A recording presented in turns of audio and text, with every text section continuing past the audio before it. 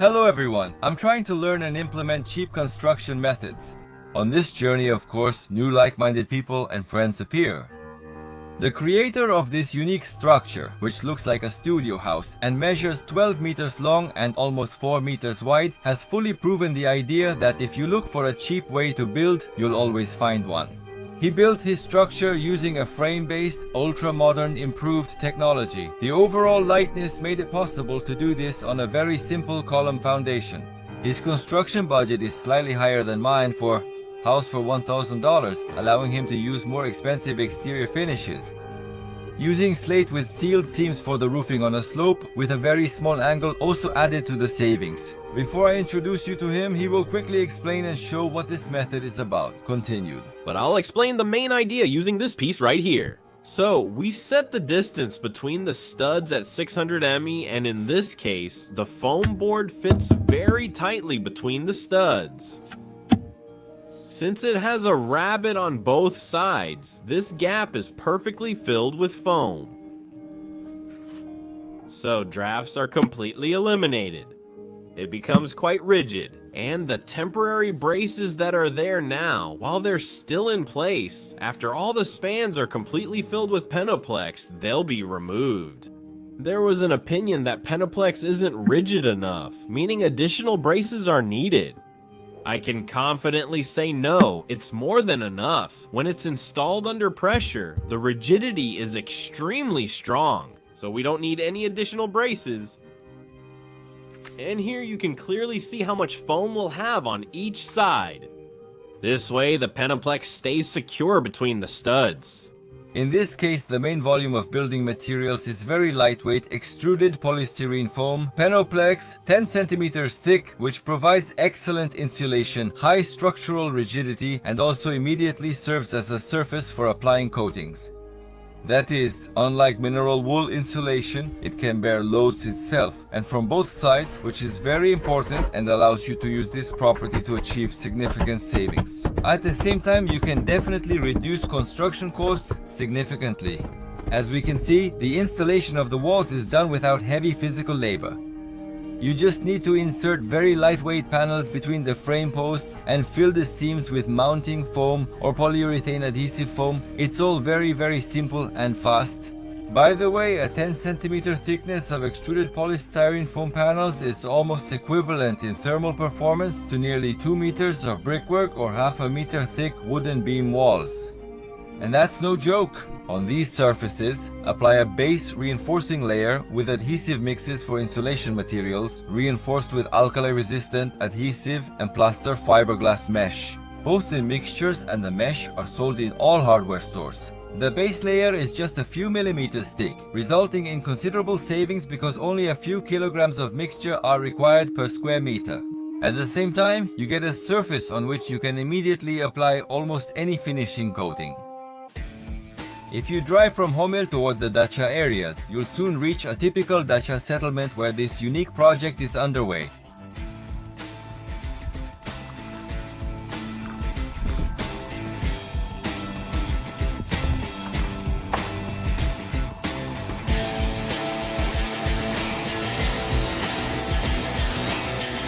Hello. Hello everyone, my name is Konstantin. I'm the author of the Love DIY channel, and today I have Yasha Koshek as my guest. We've been wanting to meet for a long time, and finally, today he made it to see me. I've been watching Yasha's channel for probably more than 5 years now. Back when he was building a very interesting boat project, I really liked it because I love fishing myself. It was really fascinating. And I was really surprised when I found out that we're from the same city and live literally 3 kilometers away from each other. Because Konstantin is almost sure that viewers of the Yasha Koshek Songs channel will have the same questions about his building as viewers of the Love DIY channel already had, so he decided to answer them in advance. There were a lot of questions and comments like, so you built a gas chamber. All of this is very harmful emissions and so on, but you need to understand a little what people actually mean. There is a very toxic chemical element, or rather a compound called sterol. Again, people confuse extruded polystyrene foam, which is extruded polystyrene foam. That is, it's polystyrene, not styrene. These are completely different things. For polystyrene to turn into styrene, it needs to be heated to a temperature of at least 220 degrees. Again, disposable tableware is made from polystyrene, which is the same material as Penoplex. This tableware comes into contact with food and can be heated in a microwave. That's fine, I think you all know. So here's an example, an egg tray. It's exactly the same material as our Penoplex insulation.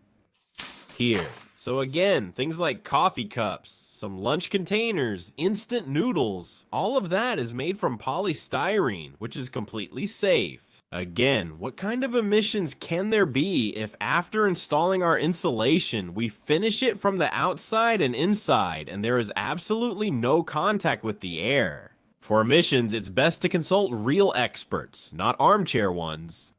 There are specialized organizations such as the Maine Center for Hygiene and Epidemiology, and there is a conclusion from this center. As for Penoplex, I think Yasha will show you a small screenshot. There are no violations regarding emissions. So this is a safe material for health. There were also a lot of questions about the fact that Penoplex does not let vapor through.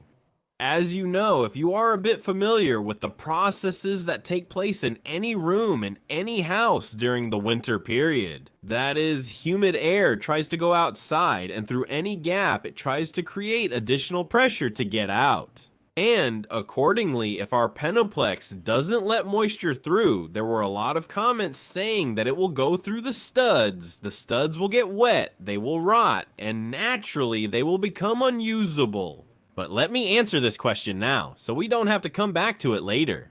As you can see, my studs are coated with waterproofing, so together with the mounting foam, they are covered with waterproofing, and accordingly, contact with air is limited. There were also questions like, I did the same thing, but I got gaps. I started getting drafts, and so on. You need to understand that according to Gosudarstvenny, standard wooden structures can only be built using wood with a moisture content of less than 22%. This is very important. People start building right after sawing, when the moisture content can be 60 to 80%. Naturally, the wood dries out, then gaps appear. You also need to understand that excess moisture leaves any room only through ventilation.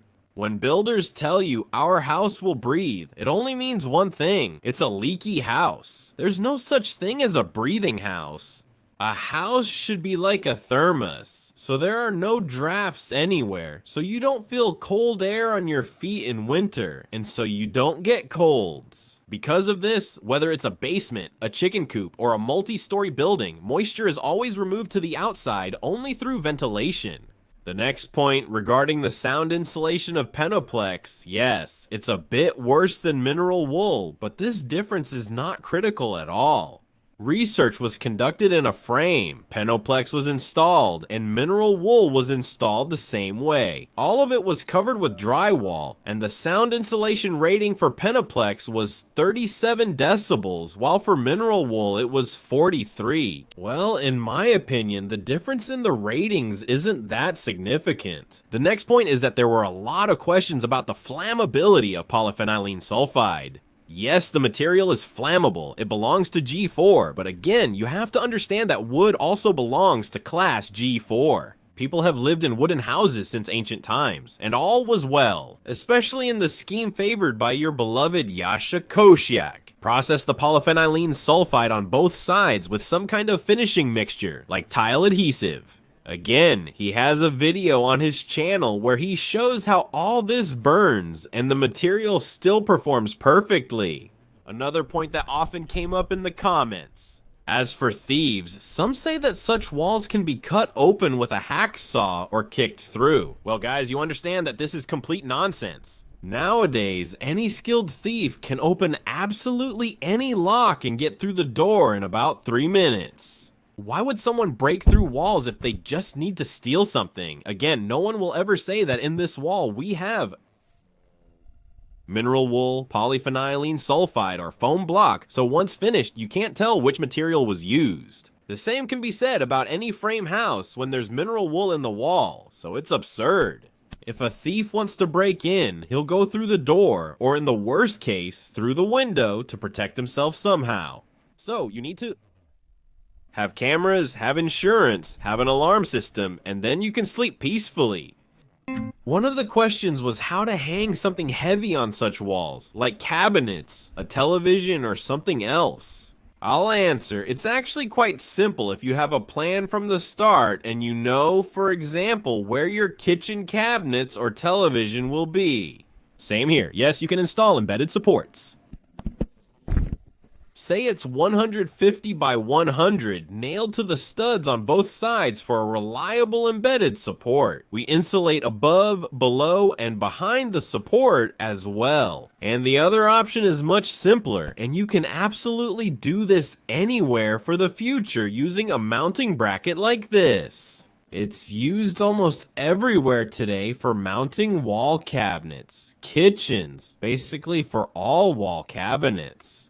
So, it's mounted on 2 studs directly into the wood. Here I have a small piece so that it's the right length and covers both studs. We mount the studs and then we can hang something heavy on them without any problems. How do you find out where the stud is under the finish? Again, for this, you either need a plan, or you just know that the stud starts here, and the distance between the studs is exactly 590 millimeters, 50 millimeter studs, 590 millimeters. And accordingly, we can find out this way where the studs are, and then mount this fastening bar to the studs. Actually, the purpose of this structure isn't exactly a house. This is the future workshop of the YouTube channel Love Do It Yourself, but if desired, it can easily be turned into a living space.